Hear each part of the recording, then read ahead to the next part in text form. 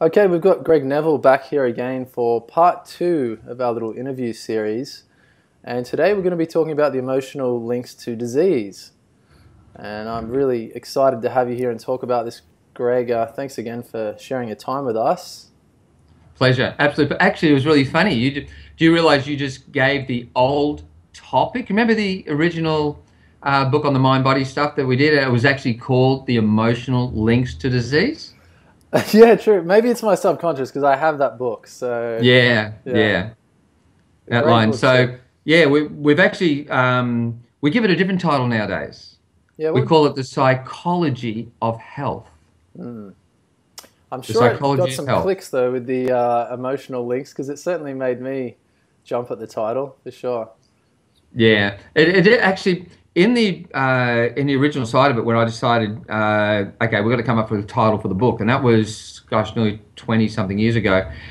Um, Not easy to come up with a title because you want the title to be catchy, meaning you actually want to trigger people and go, hey, gee, that sounds interesting, like you did, and in that era, and probably a lot to do nowadays too, a lot of people incorrectly believe that it is the emotion that governs which health condition is triggered when Mm, they do their mind body stuff, for right? sure. And in fact, right, a lot of the students that come to the courses we run are quite shocked. They're quite shocked to find out that we're hardly ever using the word emotion. Mm, When we get to the section where we are covering emotions and show them where they fit into the psychological realm, of course we talk about it there. But you will seldom ever hear me even use the word emotion. mm. Now, why would that be? You probably know the answer, but what do you reckon? Why do you think it is that we seldom ever use the word emotion? Well, because that doesn't really point at the cause of the problem. We're trying to find out, well, what's associated with disease. And from my understanding, it's more to do with actual beliefs and views of things versus an emotional reaction. Exactly that. Even when you're psychoanalyzing people to get to their issues and teach them also the cause and cure of stress, right? You are actually looking at their belief system. You're looking at their worries. You're looking at their concerns. You look at what they're thinking about. You're not looking at their emotion. Sure. That's definitely So, not what's taught though, because I mean, I was just flicking through an old counseling book that I had from when I was studying, and I was just flicking through it just out of curiosity, and it was all about emotions. They weren't even that's looking at right. it. Yeah. So, And the thing about it is, all the lessons that are required to fix someone, those lessons address topics. mm, They address concerns. They do not address emotions. So, with it, that's why people are quite surprised. They go, how come you're not talking about emotions? I go, well, we don't need to, yeah, mm, right? That'll come up with a certain, area in it. We'll show you how it works, right? Well, actually, even this, right? It is very common to hear people say that the emotion comes first before the belief. mm, yep. And many people have done that. They've been studying emotions for years. They go, oh, no, and the emotion comes first. And I go, well, it's actually quite easy to prove it doesn't. I've heard that so many times. Yeah. And they go, well, what do you mean it doesn't? Of course, emotions come first. I go, well, not really. Let's consider an example. Let's do one. Mm, You're walking down the street, or two people are walking down the street, two friends are walking down the street, and right in front of them, a situation happens. And one person's really happy about it. The other person's really angry about it. Now, explain the process because people say, no, no, emotions come first before beliefs. mm, I go, well, it's not, I know it's not how it works, mm, right? So I go, all right, well, there's that situation. Two people walking down the street, something happens in front of them, and one person's happy about it, and the other person's angry about it. Explain the process of mm. how that happens. Yeah, Now, absolutely. what would you say? Well, if they've both reacted to the same situation differently, one of them's viewing it as a positive situation, one of them's viewing it as a hindrance or a problem or whatever, And so then they've had an emotional response based on their views about the situation. And one saw it as being okay, so he was happy. Yeah. The other one saw it being a problem, and yeah, he got angry. So now, in a way, you're kind of right, but that's not enough to explain it. All right. What is the first step in that process? The very first step in that process. Do you mean there was a situation? There was something? There's a situation, right? Now, and they've both seen it. Okay, what's the first step that takes place? Their brain analyzes what it is, identifies what it is. That's exactly it. Yeah. The first thing their mind does is it goes, what is taking place? It assesses the event. What is assessing done by? Your beliefs, past events. That's it. Simply that. Your beliefs. It is your beliefs that actually assess what is taking place. Right? The first part of the process is you are assessing what the event means. Right? Well, that's done with beliefs, not emotions. True. Right? That's already proved it wrong. Yeah, that's right. So in other words, the people that are saying that emotions come first have no idea what they're talking about. Their understanding of the human psyche is so limited, it's amazing if they think it's all about emotions. Yeah. I even hear people say, you know, in the moment, you can choose how you emotionally respond to a situation as well, which is a backwards way of the same thing, I guess. So what is happening is they're not aware. First off, right, you don't have choice. Yeah. Right? Number two is you are processing the situation in reference of what it means to you, right? And what you think you should be doing, etc. But let's do it this way, right? This we'll probably get this to lead us into explaining the mind-body connection and how it works. Cool. I love doing a diagram, and unfortunately we haven't got one right in front of us, so I'm going to put it in my hand. Hey, yeah, sure. Going to do a diagram. This is a circle. That circle is the brain. Rather empty, isn't it? Anyway, right. Circle is the brain. Now inside of that, we're going to do two other circles. We're going to do one oblong circle, and in that's going to have our belief systems. And then next to it is going to be another little circle, and that's going to have the cells that allow emotions. We'll put it that way. It's not quite right, but cells that allow emotions. Okay. Now, what happens is when we're seeing things, incoming information, say it's from our eyes, right? Incoming information is coming in via light rays. Those light rays go into the brain, into a certain part of the brain, and the brain assesses that data. So it's like saying, well, what do I see? I see a tree. Then it goes, well, what should I do if I see a tree? And it runs through its belief systems in reference to what it believes it should do. And it's there going, well, the tree's fine. It's just standing there. There's no danger. It's perfectly fine. So what I believe I should do is I just should keep walking. So what's happened there is the incoming information is being assessed by our mind to what that information represents. Then the mind goes, well, if that's what I believe is taking place, what do I believe I should do? And it runs through its belief systems in reference, well, what type of day it is, what's going on, and it from that, it comes back with what it believes its response should be, governed by the reasoning behind that response. And it does the action. So the first thing is our assessment of and reaction to it is done by our beliefs. But at the same time, something else was happening. When the mind assessed the information to what it believes it was, it goes like this. It goes, okay, if that's what I believe is taking place, does what I believe is taking place match my current beliefs, opinions, on what is needed to take place? It does that too. So it's not only going, okay, what's taking place and what should I do now? That's what I think is taking place. It goes, okay, what's taking place? All right. And does that match what I currently believe needs to be taking place? And if it believes that that which it believes is taking place matches what it currently believes needs to be taking place, guess what that triggers? That'd be happiness, wouldn't it? Yes, Yeah. it triggers the emotion of happiness, depending upon the amount you believe that that thing taking place is needed. Right? The more you think that's really needed, the more happy it is. But if your mind believes that that which it believes taking place does not match what it currently believes needs to take place, and believes that someone could have simply have chosen to have acted different, what does that trigger? That's definitely anger. That triggers anger. Anger is triggered when a person believes that it could have gone another way. And the reason why most people believe that it could have gone another way is because they believe that someone could have simply have chosen differently.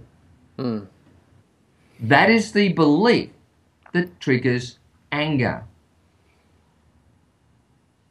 Now, with that, many people incorrectly believe that anger serves the purpose of making us take care of an injustice. So they go, oh, you know, well, to do something about that, I've got to get angry. And I've got to stay angry.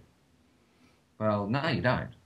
Because anger does not perform the role of making us take care of an injustice. I won't go into it at the moment, but it's a drawn-out thing, but it's very easy to show with it. Anger does not perform that role. What does anger do? What do you think the role of anger is? I attempted to make a video about this a little while back, actually. My understanding is that whenever I get angry, it's a reminder to me that I'm viewing a situation incorrectly. I mean, in the moment, I definitely lose my cool sometimes. But then I sort of reflect on it and go, oh, maybe that was an unrealistic expectation of the situation or the person, or, you know, if you're getting angry at a computer or an object, clearly it's it's a bit of a silly like I'm expecting too much. But yeah, that's my understanding. Right. That's exactly right. So what's going on is that the anger is not there to make us take care of an injustice, right? If you believe that you need to go and take care of an injustice, if you believe you need to approach the situation or do something about it, you will. It's governed by your beliefs. And if you're not, have a look at the reasons why you're not. You will have reasons.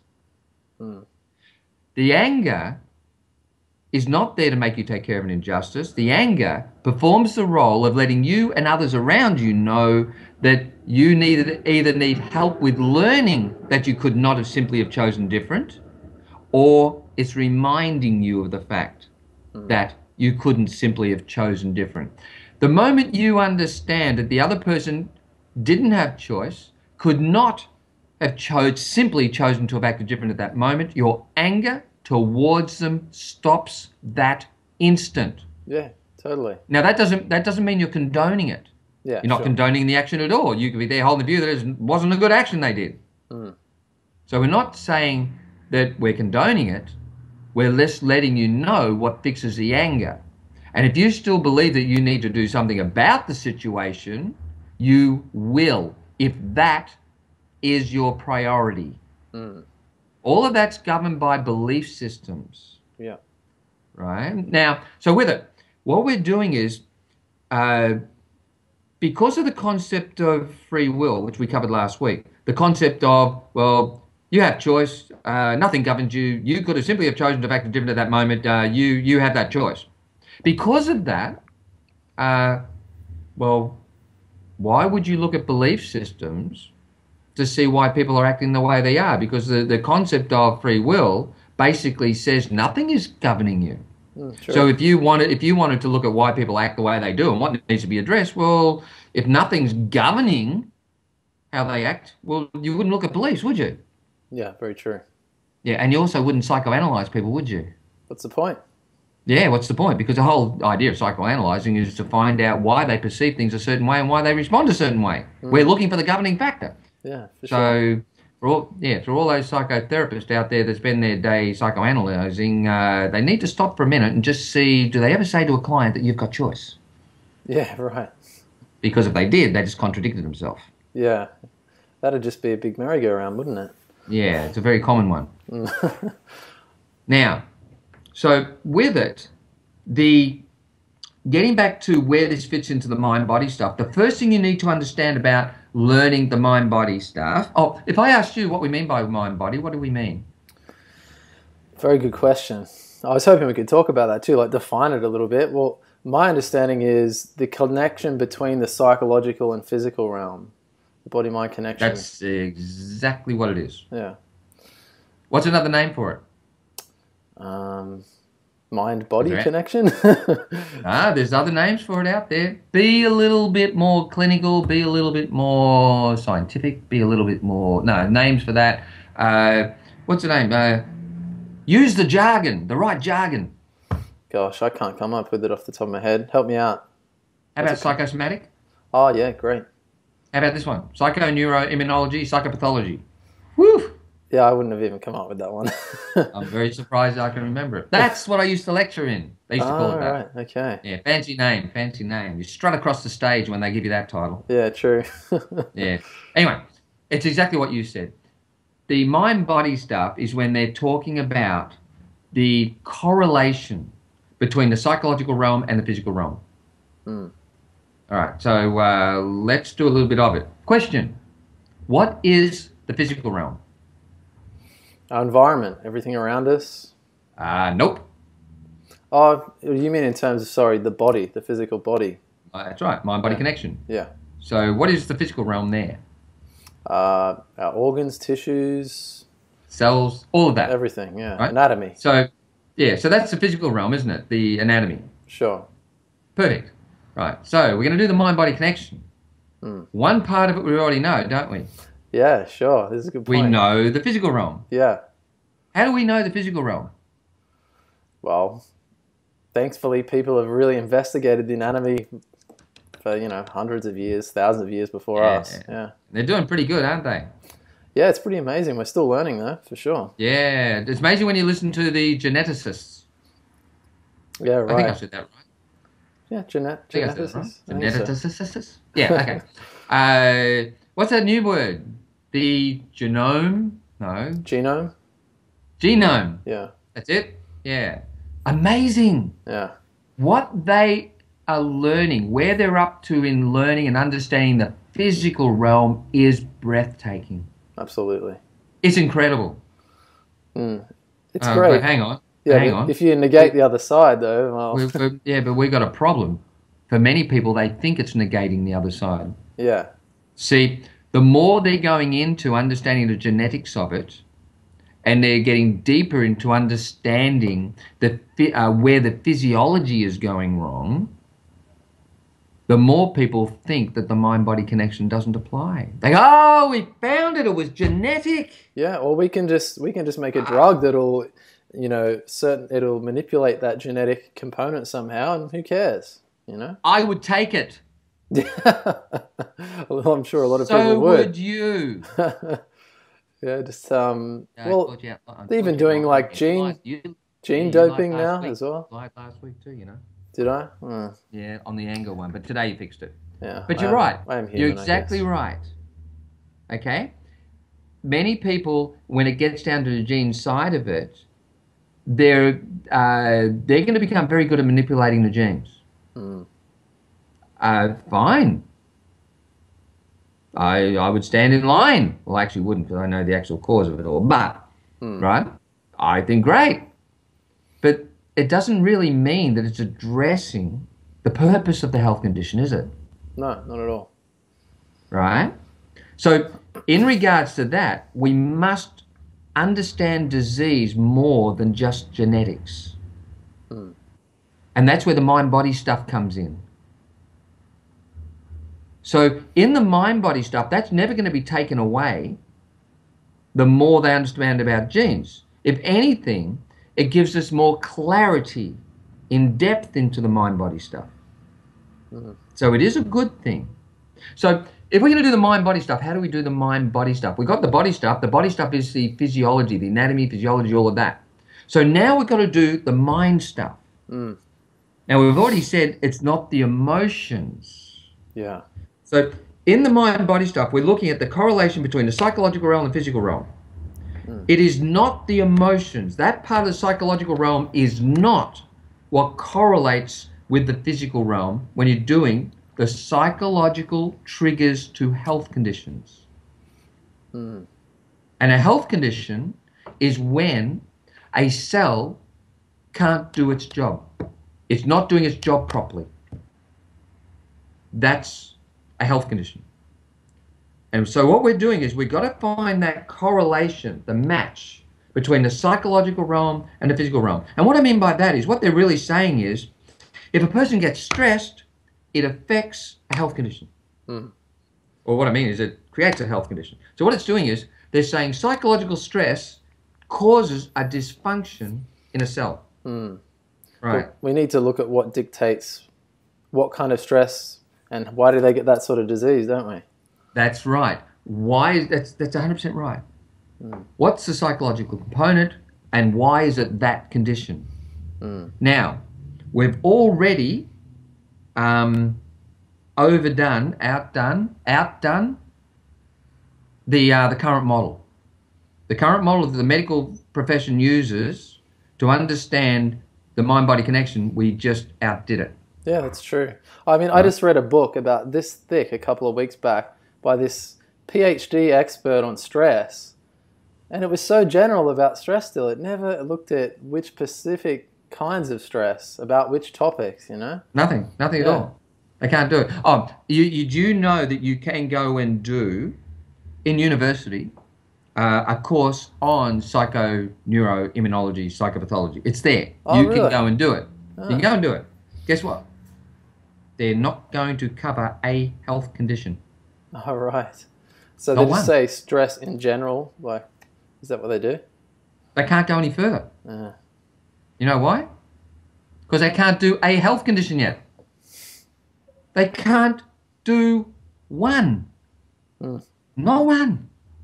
So I think they need to change the title of their subject Yeah, true. to maybe one day we can do this subject. Yeah. An introduction, maybe. Yeah. And the reason why they can't do it, they don't know where to look. Yeah. I'd love They if don't you know could, where to look. I'd love if you could explain, Greg. I remember when I first met you, you told us how you stumbled onto that connection. I don't know if that'd be a good way to take this, unless you've got a better way of It explaining will. it. It'll be a great way to do it, and I have recovered. My toes are right.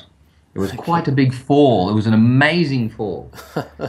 We'll do that in a moment. Cool. Right? And it's a good lead into it. So why is it that they cannot yet see the mind-body connection?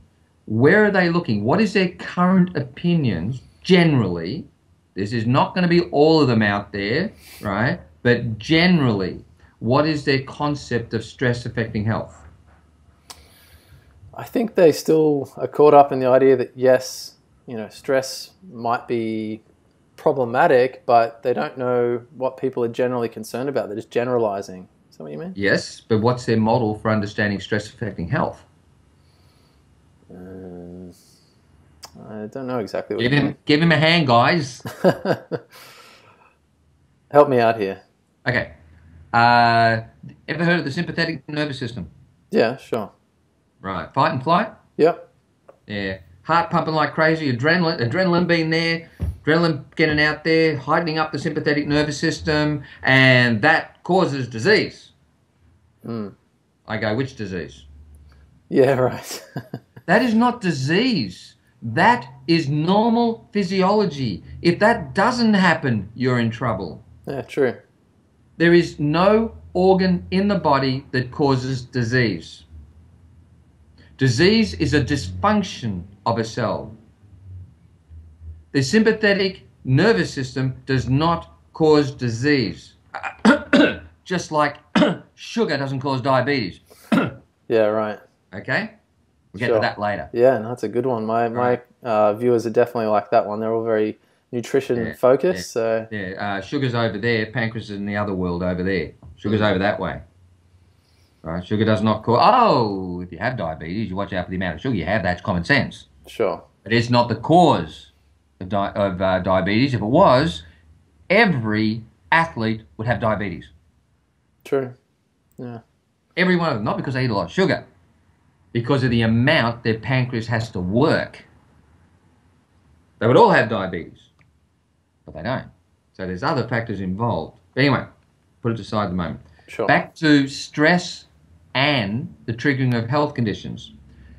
The general concept is you get stressed, it does the autonomic nervous system, it does the sympathetic part of that, that does your adrenal glands, that plays around with stuff and that causes disease. That does not cause disease. That is a perfectly healthy body showing it's working correctly. That's a healthy response, really, isn't it, to a situation? Yeah. Yeah, it's called organs doing their job. Yeah. And they can stay like that for quite a long time without causing disease. Again, if it caused disease, all our athletes, right, would be diseased because their adrenal glands are working pretty hard as they start to struggle a little bit. That's a good point. Right? It's not causing disease. It works completely different. So let's have a look at this. You hit the nail on the head when you turned around and says, why does it cause that disease? That's interesting. All right. So let's see how that works. If someone's stressed and it triggers a particular health condition, why does it cause that condition? Meaning, why does it target that particular structure, organ or structure? If it does, there must be something different about that organ and structure compared to the other organs and structures, or it would have affected them too.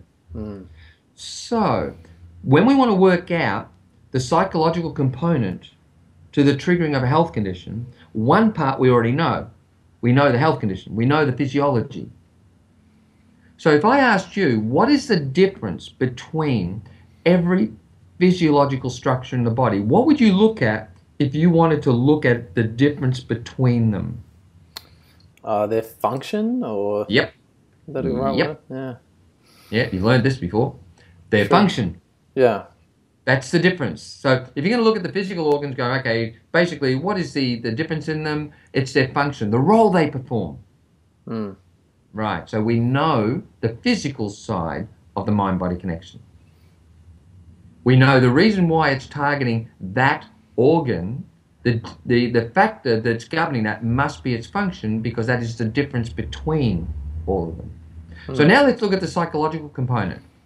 Where within the psychological realm are we going to find the factor that actually governs which health condition is triggered? Now, the psychological realm is very large. Last week, we covered a bit of it. We covered only the amount we could in that period of doing it, right? But what did we cover? We covered the component that it's when you're looking at stress, you're looking at the thoughts people hold, not the event. You're looking at their conclusions about the event. You're looking at their belief systems. That's fine. Then we went through and we covered the, okay, well, what are they worried about? We know now it's their thoughts, their beliefs we've got to look at. What are they worried about? And we covered the if you're good, you'll get is society's foundation philosophy. You see it everywhere. At home, school, religion. If you're good, you'll receive. What that does is that makes us go, okay, I have to live up to certain criteria in order to prove that I am worthy, valuable, that I am worthy of receiving that which I require. If you're good, you'll get. So the psyche behind the scenes holds the view that, you can grow out of this too, but it holds a view that I need to get out there and I need to create something that will have me being seen to be valuable, worthy. I've got something to offer. Worthy of receiving my necessities. What's interesting is what a person believes they've got to live up to. Great assessing that on people to find out what they've got in, we call it their achievement box. Yeah. That which they believe they must create with their life, that which they believe they must live up to in order to be considered worthy, valuable of receiving their requirements. It's like saying, if I create that existence, I'll be able to prove I'm worthy and I will gain the love, the approval and the love of that, of whoever or whatever it is that's going to give me my requirements. So you've got all of that behind the scenes. Right, now forget about that. Forget about that at the moment. What's interesting is you go back and you have a look at that big box. What is it they think they've got to live up to? What do they create? What sort of an existence do they think they've got to create or live up to before they think they can say, my life's gone well. I've done really good. And hence I'm worthy. That is important in the psychoanalysis. It's like saying, how do you want things to go? What do you want to be able to create? What do you think a successful life is? What do you think you have to live up to? Whatever.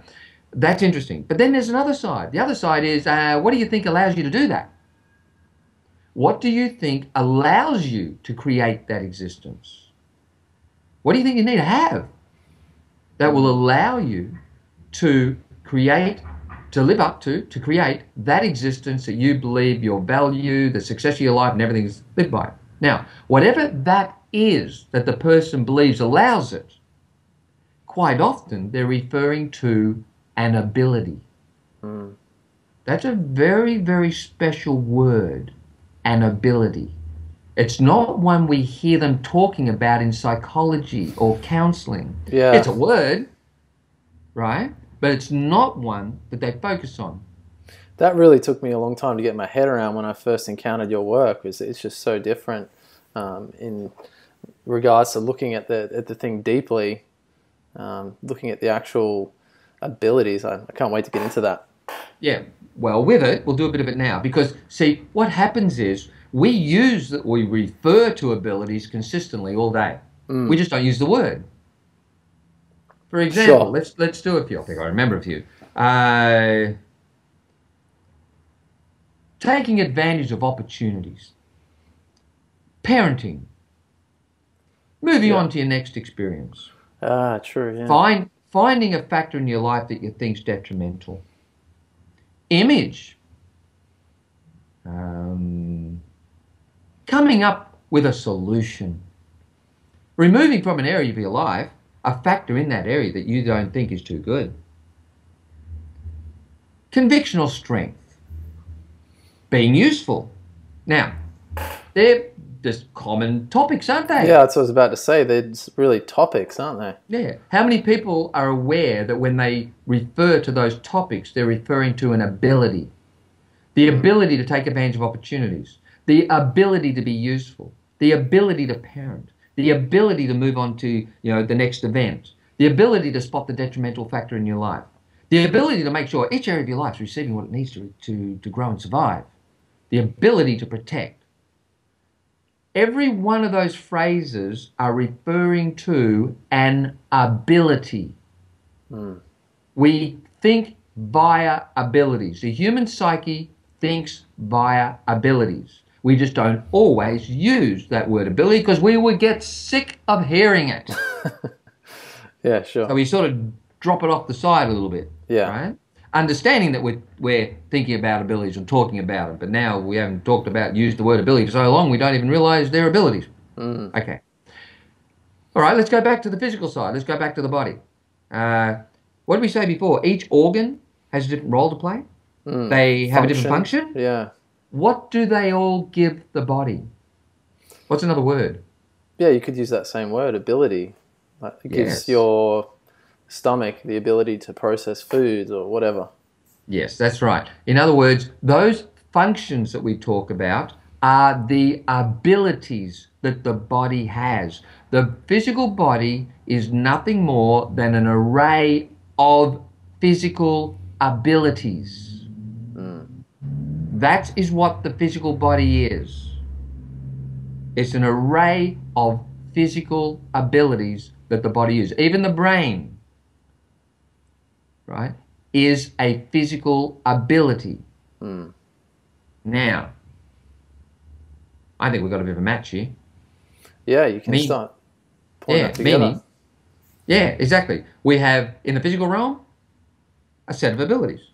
In a psychological realm, a set of abilities. They're a match. How many people doing the mind-body connection see a match? None that I'd experienced. I'll do it this way. I do find them out there matching things, That's good. but not to the level of understanding in the mind-body connection that allows them to fully see the match. They are matching things, and some do see a match, right? Sure. But not to the level that they understand enough health conditions to literally be able to see that. Do you think we should tell them? What do you reckon? Yeah, let's do it. Yeah? Spill the beans. Okay.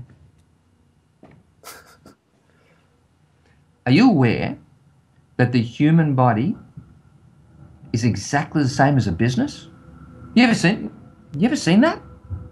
When you look at a business and you have a look at what's a business made of? Departments, isn't it? Got all the various departments. And what do all those various departments do? You there? Oh, I wasn't aware you were asking me. Yeah. Yeah, all the departments have a function.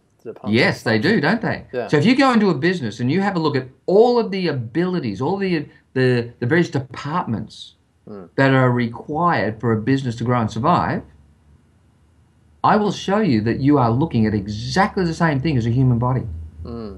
You can get the anatomy and physiology book out, put it there, and you can get a business and put it there and put it on top. It's a match. For sure. Now, so that explains why a person can get stressed about a business and get a particular health condition. Because in that business, the particular factor within the business, the particular ability that they're concerned about within the business, that has a matching physiological ability in the body. And because they're concerned about that particular ability in a business, that concern affects their health. Well, that's not new. They know you get stressed about a business and get a health condition. Sure. What they didn't know is look at what it is they are concerned about within the business. Yeah. And from that, they will see it matches the health condition. It matches the physiological process that's been affected. Well, you're right, we told them. But there's one extra thing we need to tell them, which is actually bigger than that. No, I don't think they're ready for it. Let's try. Yeah, no, let's give it a go. There's been quite a bit of info. Yeah. Your program. Let's give it a try. Last week you were the one that brought up no free will. Yeah, true. Yeah. Knock at the door yet? Not yet? No. Won't be long. Okay. I wonder if they're aware that not only does the body match a business, but their body actually also matches not only a business, but their life. It matches their life. It matches a life. It matches what is known as the development and survival process. And that development and survival process is life. All of the abilities required for something to grow and survive. So what happens is people get upset about aspects of their life. And all of the various different aspects of life have a matching physiological process in the body. Meaning, the very factor in life they're concerned about is actually an ability. They're worried about their ability to parent. Oh my God. They're worried about their ability to take advantage of opportunities. They're worried about their ability to be useful. They could be worrying about their ability to find what's out there and available. So what's going on is all of these abilities that people can be found to be worrying about in life, in the human body, there is a matching physiological ability, that matches it. So what happens is the particular aspect of life, the particular ability in life that you're concerned about, and I will say this, it has to become an issue. Sure, that's a good point. All the various topics in life, we'll call them topics, their abilities, all the various topics in life that we could find ourselves talking about in a social setting, they don't cause health conditions unless they're an issue to you. Sure. The more the topics are concerned to you, the more it's an issue. It has to be an issue, right? Yeah, it's like saying, I wonder which topic you'd bring up. Yeah. I remember when I first learned some of your work, I would, as soon as I'd hear something that sounded like a particular belief, I'd be like, oh, that must be that. But it has to be more of an issue. Like they might say something in passing, but not really even mean it, or whatever. Exactly. It might have been a topic that someone else was talking about, whatever. So with it, in the mind-body connection side, the way it's working is this. The particular aspect of life, the particular ability in life that you are concerned about that there in itself is what governs which physiological process in the body is dysfunctioned. That's the mind-body connection. What I think we need to do is give a few examples. Yeah, that'd be great. That really helps me understand. Well, I don't know about you, but I'm not leaving until we cover cancer. That'd be awesome. Yeah, for sure. So important. Good. You are staying around. Good. Yeah, I'm here. Let's do it. Good. Good. Now, so first off, I'll try and do it in a very quick mode. I'll try and show you what I mean by how the body is a development survival process, a business is a development survival, the business is a development survival process, and so is life. All right. Cool. Let's look at the body for a moment. Let's look at, say, one of the systems. Let's have a look at the digestive system. Good choice. Okay. You've heard of the phrase, we grow from our life experiences. Yeah, that's a common one, yeah. Yes, and you probably understand what it means. Yeah. 90% more of the therapists that I encounter, when I ask them, what does the phrase we grow from our life experience actually mean, they don't get it correct. A lot of those things are just catchphrases to people. They are catchphrases. Yeah. They never open the phrase up and see what it truly actually means. Now, in the phrase we grow from our life experiences, within that phrase in no way, shape or form means this. Go within, you already have the answers. You already know. You already know. Go within, you already know. Yeah. That is the opposite in every shape and form to the phrase we grow from our life experiences. You see, we grow from our life experiences means exactly the same as what it does for the body to eat food. In the mind-body stuff, physically, the body grows from food. You take food in, you chew it up, right? You process it, and you get out of the food the nutrition, the building blocks, etc., etc., etc., that the body needs to grow. In the mind-body stuff, the food parcel to enter the body matches in life this topic, life events. They call them life experiences, life events. The events that enter your life. And those events, yes, and those events contain data, information. And that information develops your understanding of the various areas of life. So in the mind-body stuff, the phrase we grow from our life experiences means we grow from our environment. We grow from the data we are receiving from our environment, and that data progresses our understanding of our environment, meaning life. That's beautiful. It's a beautiful lesson just looking at anatomy, really, isn't it? Yes. Yeah. So, yeah, that's exactly right. If you have a look at the body, you'll see every lesson in wisdom. It doesn't mean you know the answers, though. Yeah, right. Okay. Now, so it's very interesting if you do ask therapists, what does the phrase we grow from our life experiences mean? And then you go explain the process. Because a great deal of them believe that, no, you've already got the answers, go within, you already know. To them, the phrase we grow from our life experiences doesn't mean we are receiving from our environment. Yeah, right. And it also doesn't mean growth. Because to them, they go, you already know, you've got to reconnect. Well, that's not the subject of growing, is it? Yeah. We grow from means development, not returning to, not once was.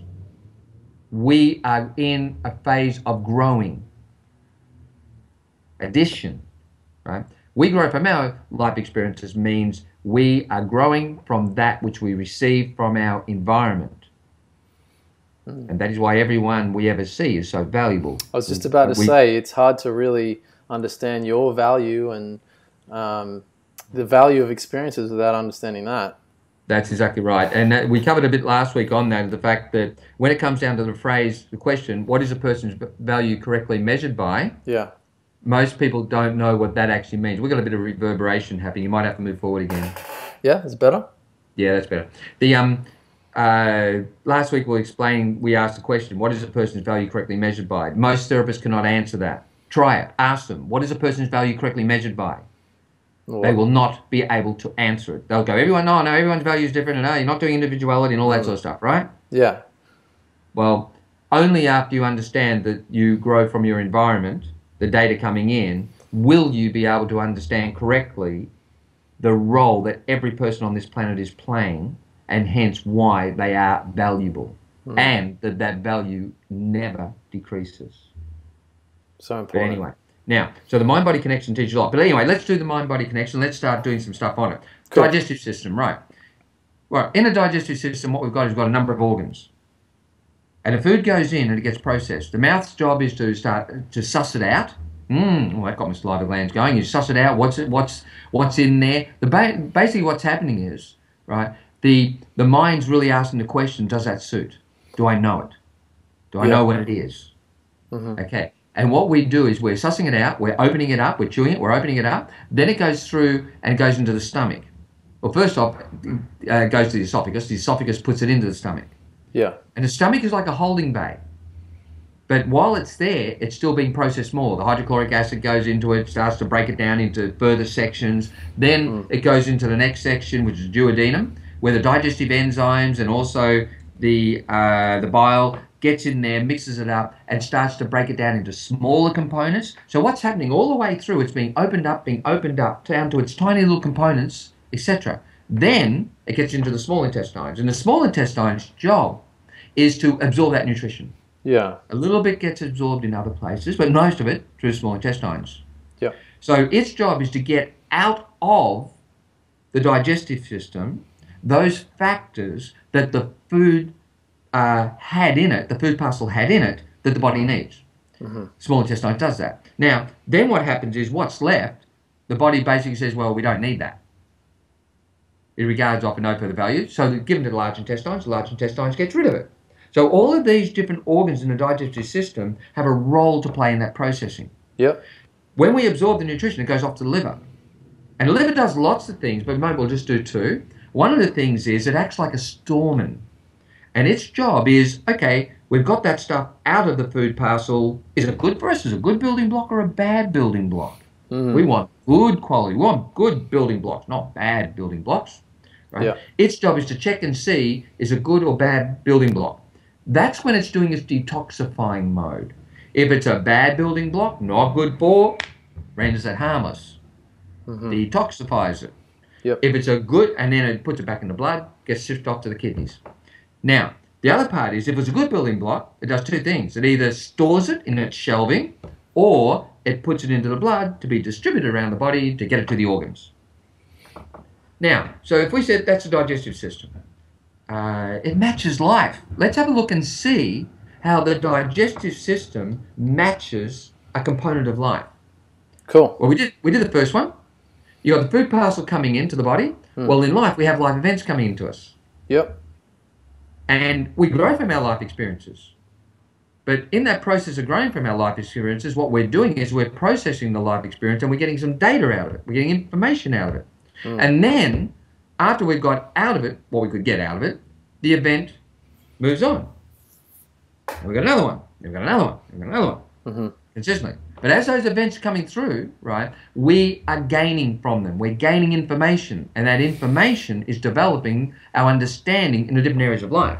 Yep. Our understanding in parenting, our understanding in career, our understanding in the subject of taking advantage of opportunities, understanding in reference to usefulness, lots of things. Yep. So let's do that life one, matching the digestive. Now, an event comes into your life. All right. You suss it out. You suss the event out. Is that a good event, a bad event? Is that the event I want? Okay. And you say they're going, yeah, I think that's the event I want. So what you do is you might put that event, say if it was, someone goes, all right, there's an auction coming up. And they're right, that's an event, that's an experience, I might get something out of it. So what you do is you go and you go, oh, what's in the auction? What's the auction about? What's it about? Oh, it's one of those trash and treasure. Oh, I like trash and treasure. Yeah. I like that event. I'm going to put that event on my calendar. All right. Now, that calendar is acting like your stomach. Or say at work, right? You go to work, why? Well, you'll have a job to do, and from the job, hopefully you get some money, get some experience out of it. So they're events too. Even your day at work, you've got events coming in and you process that work, and out of it you get experience or you get money, etc., etc. So what happens is, even our in tray at work, where we've got the jobs coming in and they go into the in tray, where they're waiting in order to be processed, that matches the stomach too. So imagine in life, if you're there going, oh, look at the amount of events I've got sitting on my calendar, that I'm still going to have to process. I've got too many. I have too many sitting there waiting for me. Or at work, look at the in tray. Oh, look at the in tray, it's full. I have so many events, bits of work, jobs, sitting there waiting. I've got too many. Too many sitting in tray. That's the same as saying I have got too much food in my stomach sitting there. If a person believes that the amount of events sitting there waiting to be processed at work or on their calendar is excessive, oh, it's just too much, that will trigger the stomach to make too much hydrochloric acid. There's a match. Or this one too, some people get it the other way. They go, I've got nothing there, but I want more. I want more events at work. I want more events sitting in there for me to process. More on my calendar. Right. When they're going, I want more, I haven't got enough, I want more, that can make the lining of the stomach make too much hydrochloric acid too. Let's move down a bit. Okay, duodenum. So say we're at work, right, and we've got the in tray there. We've got all the work, the events coming in, waiting there to be processed. Okay, now we're going to process it. Good. Good. Nah, not interested. Not interested. I'm not interested in processing that event. Not the event I want. No, there's nothing. Why bother checking into that? It's not the one I want. There's not going to be anything in that event worth processing. How about in life? We've got an event coming through. We've got the event we're having. And we're going, right, well, what's this event going to give me? Should I process it? Am I going to get anything out of it? What's in it? We can easily be caught up in the whole topic of this. You know what I reckon the secret to your life going correct is? I think the secret is you've got to be making sure that the event you're having is one that's going to give you something. There's got to be something in it. Yeah. Right? And if you don't think there's anything in that event that you're going to get out of it that's going to help you grow or your life grow, why are you bothering to process it? Now, to some people, that's their issue in life. They think that's the secret to their life going correct. As long as the event you're having that you're going to be processing, as long as it's worthwhile processing, as long as you're going to get something out of it. So they're always sitting there questioning, is there anything into this event? Is it worthwhile processing? Is it going to get something out of it? When that becomes their issue, their body starts to decrease its production of the digestive enzymes. That's a pretty common one too, isn't it? It's very, very common. Yeah. It's very common to go to a naturopath or someone, they have a look and they go, I don't think you're making enough digestive enzymes. Yeah. And that could be true too, could be right. Sure.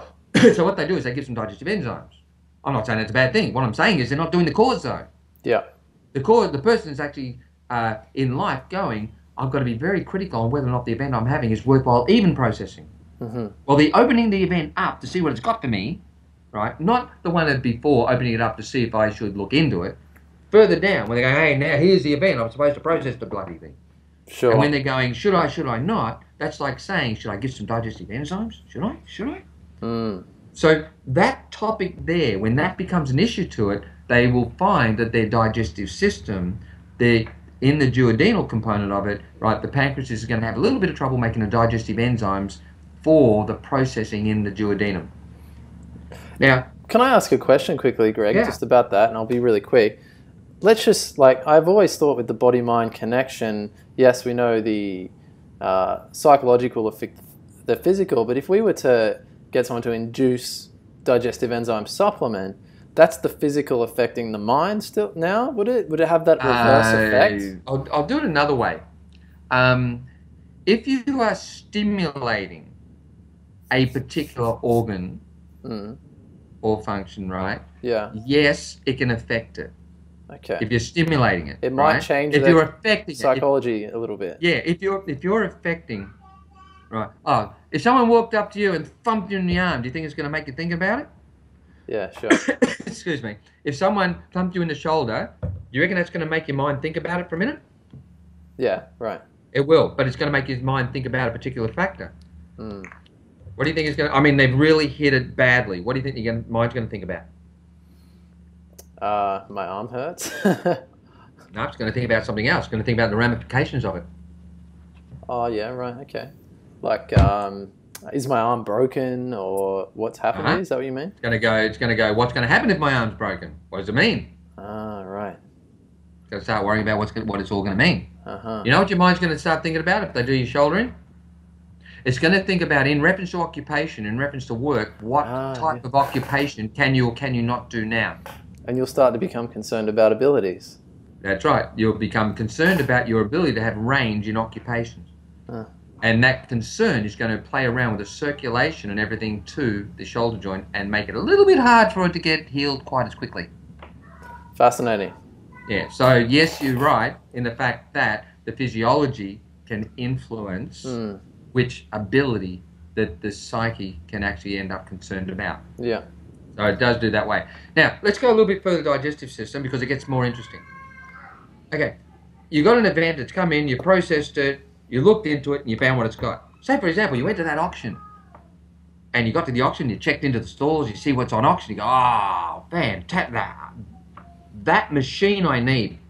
So you found what the event's got. Good. Now we get to the next stage, you've got to get out of that event what it's got. You've got to get that machine. Have you got the ability to get out of an event what you found that event to contain? That's a paragraph. Yeah, that's a big... See, it's not one word, is it? No, Mind-body connection isn't generally one word. You've got to, if you use one word, you've got to explain what it means. Yeah. So the ability, so what does the small intestine do? It gives the body the ability to absorb out of the digestive system those factors that it found the food to contain and the body needs. In life, that matches your ability to get out of an event that which you found the event to contain. Sure. Okay. Now, imagine if the guy's at the he's at the auction, and yeah, he's got the machine, but he's not able to get it. May not have enough money, whatever it is. He's just thinking, I just don't have the ability to get it. Yeah. And because he's concerned he doesn't have the ability to get out of that event, that which the event contains for him, The machine. his small, what the machines are, with that, his small intestines are going to end up being a problem. Very interesting. But then you can have different small intestine problems, can't you? Yeah, that's true. You can have, inflammatory things. How about autoimmune system? Crohn's compared to celiac? Yeah, right. In Crohn's disease, that's inflammation of the small intestines. What they're worried about is they believe that their ability to get out of an event, that which the event contains, they believe that ability is being threatened and they believe they need to protect it. So the immune system gets very aggressive around in the small intestines. Sure. Now, the other side with the celiacs is different. The celiacs is the gluten side. What's going on there is they believe that within the event there is a factor that is threatening their ability to get out of the event, what the event contained. For example, he took his wife along. That's so stupid. Took his wife along. In celiacs, what they're thinking is they believe that within the event there is a factor that decreases your ability, threatens your ability to get out of the event, what the event has got to offer. Fascinating. What that does is that makes the immune system, etc., create antibodies to the gluten. And that's a big one right now, isn't it? There's so Very many common. gluten-free products and things, and I have to say I am somebody who I think has an intolerance to gluten, so I must have some sort of issue there myself. I'm not a celiac, though. I'm not a celiac. No. Well, you might just have it wrong that you don't. But you could be right. Could be right. I didn't say that. You could be right. Oh, you mean as in people self-diagnosing with like... Yeah, little bit. True, it does happen. Everyone thinks... Yeah, but gluten's you the could be devil. right. I'm not mucking around. You could be right. Okay? Yeah. Good. Now, large intestines. Next one. Food comes in, you process the food, you get out of the food what it's got, the small intestines, then what's left is regarded of no more value. So it gets passed on the large intestines. Not a good job. Don't come back as one of them. Right? Now, so what ability in life can the large intestines relate to? Now, where were we before? Okay, we're at the auction. And say that he did get eventually out of the auction something he wanted. And he goes, right. And he's going, well, this event, this experience, this event of going to the auction, I don't think it offers me anything more. So I'm going to get that event out. And now I'm going to go to the footy match. So in the body, the large intestines performs the role of passing from the body that part of the food parcel that was regarded to offer no further value. Sure. The fiber, so the more whatever food, else. So the more food can come in, etc. Yeah. And in life, the large intestines matches the same ability. The ability to pass from your life an event when you regard that event to offer no further value. So say you got a course. The course comes into your life, you go along to the subjects, you gain the information from it, and then you go, right, I don't believe this course offers me any more value. I've got to get that event out of my life for the next event to come in. I'm owning a business, right? Business comes in, I get out of the business, the things I wanted from it. Now I think the business offers that event of owning the business offers no more value. I need to get that business out, that event out for the next event to come in. Gotcha. Many people have issues about that ability. For example, ulcerative colitis, ulcers in the large intestines. Yelch. Yeah, very common between late teenage years through to about 33 or 4 or something like that. Now, very common there. It happens when a person believes that the ability to pass from your life an event when the event offers you no more value is very important to them. But what they're concerned about is they are concerned that it's being threatened. They're concerned that they're losing that ability to be able to do it. Meaning there's events that they want out so they can get on to the next event, and they're very worried that they don't have the ability. They're losing that which gives them the ability to be able to get events out for the next ones to come in. Right? Of course, what do you think the catch-22 is?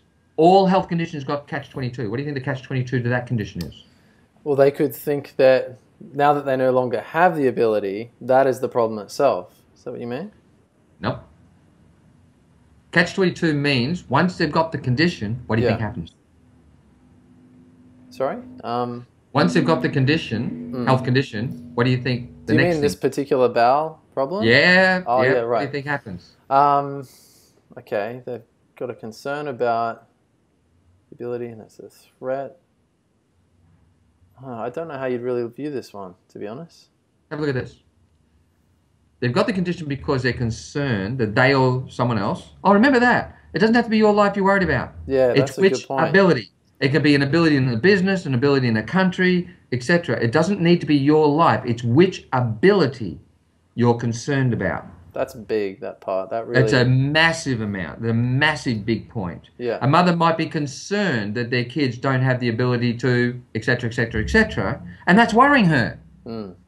Really worrying her. But she's worried about that ability. Yeah. She gets the condition. Yeah. She's not worried about her ability. She's worried about her kids, and she gets it. Yeah. But that'll also be the ability that she looks at life through. Yeah.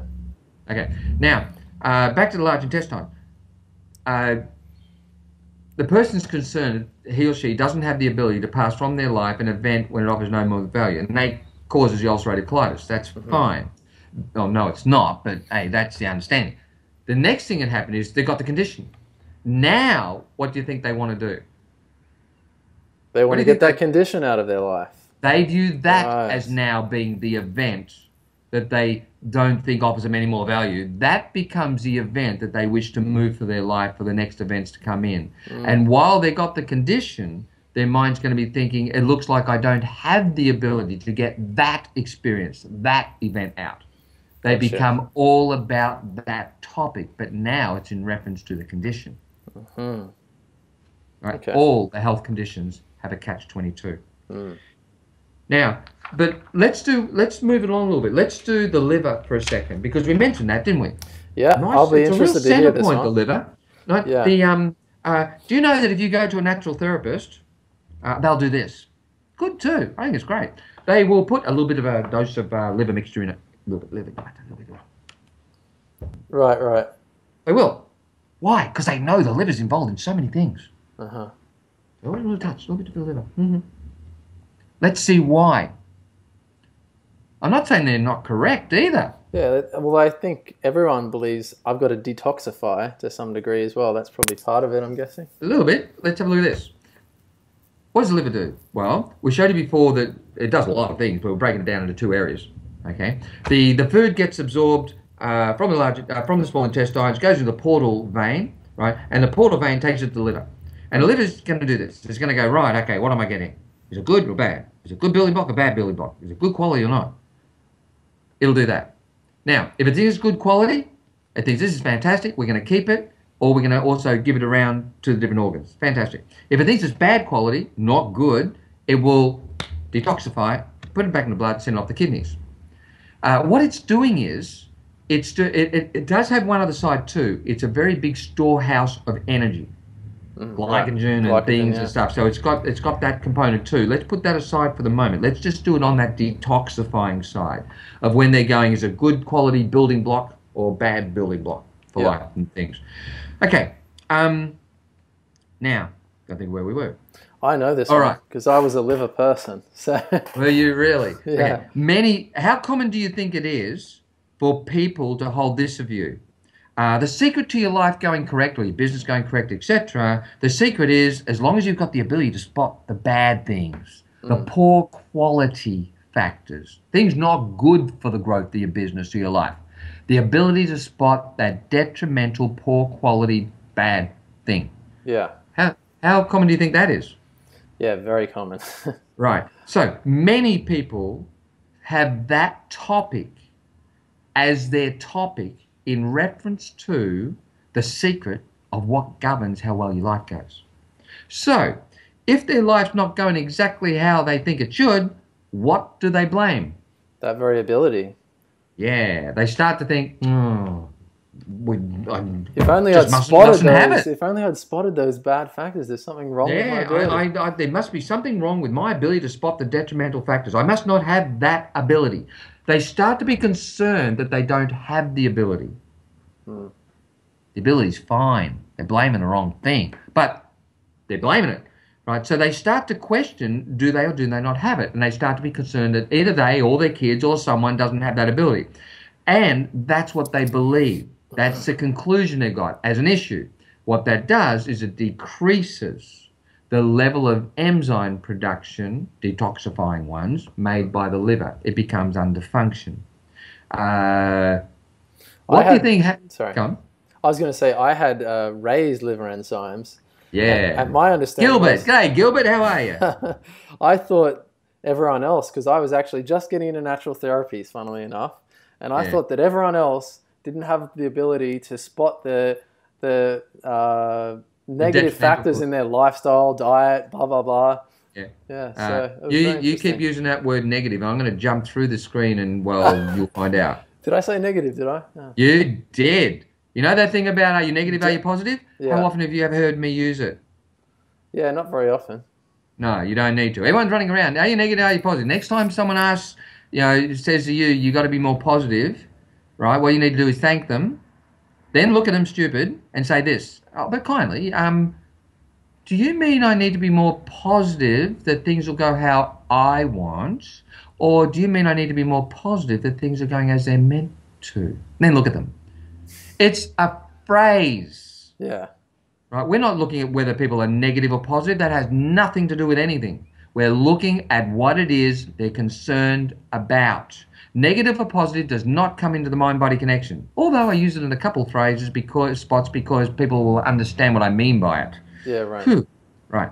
So, look out. No, you're right. It's funny how just that little, I guess, different use of word can completely change your understandings of things, Yeah, of the mind-body connection and everything. So what happens is you were this way. You were going, people need to use that ability more.